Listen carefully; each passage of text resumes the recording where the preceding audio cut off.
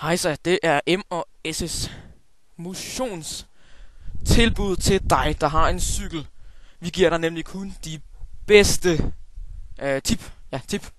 tip til, hvordan du bruger din cykel på en alternativ måde, men stadig får god motion ud af det. Nikolaj, hvis du vil demonstrere.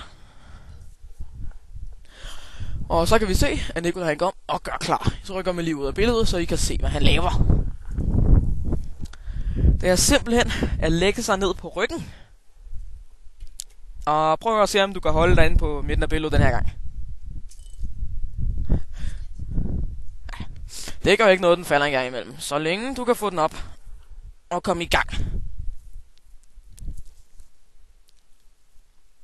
Opsat asse.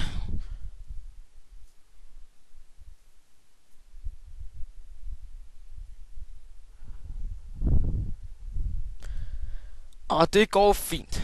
Næsten da. Som I kan se, er det en helt perfekt cykel. Det er bare at lægge sig ned på ryggen og have den ovenpå, som om du cykler bare på hovedet. Simpelthen. Og man får rigtig god motion ud af det. Han har allerede tabt sig 2 kilo på en uge. Så der kan I se, hvor godt det går. Nå, jeg tror det er færdigt med dagens demonstration. Det var ugens tip om, hvordan du bruger din cykel på en rigtig klog måde. Vi ses!